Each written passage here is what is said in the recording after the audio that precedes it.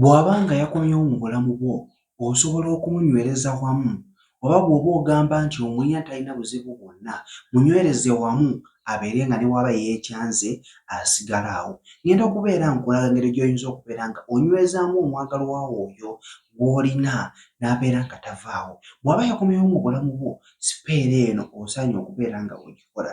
Kati ky'ogenda okubeera ng'onkolera ogenda kubeera nga onfunira peeni eya bbulu oba eya red. Sipeera eno gikole mu budde ng'olaba kyetaagisa okugikola. Olina ekintu ekikugamba nti kanjikole, gikole n'okukkiriza, gikole n'okwagala. Ekifo kyonna kyonna ky'ofunye kasita wabeera nga tewaliwo butaataaganya, tewaliwo noise, osobola okukola ng'oli focused, gikole ojja gifunamu.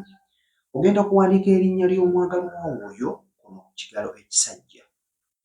Lyonna ly'oyagala ly'osobodde. Tugeze omuntu oyo ye Roy.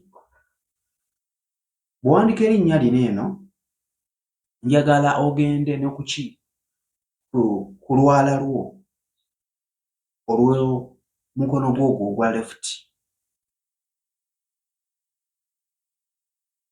ku kigere kyo ku lwala lwennyini nakwo owandiikako erinnya lye.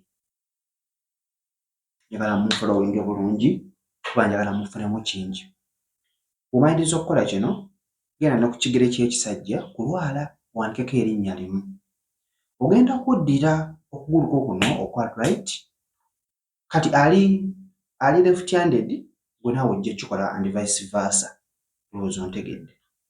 Bw'oba oliisa guno then ojja kuwandiika ku guno, ndowooza oba ontegedde. So ogenda kuddira okugulu kwo okwa left, ogende kuli kw'owandiise onyigeko osibeko, sibako, kwata olugalo lwo luno olusibe kuno nalwo.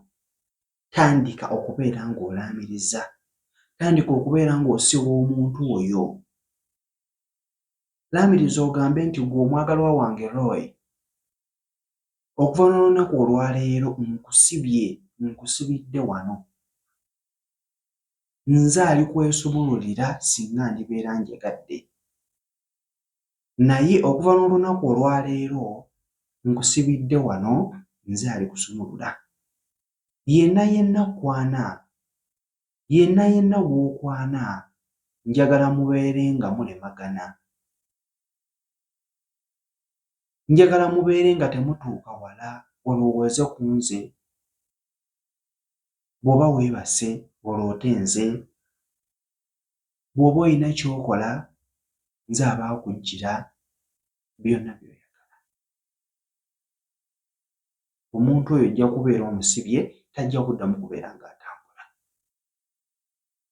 Omaliriza buli kimu kite. Sipeera ejja kubeera ng'ewedde.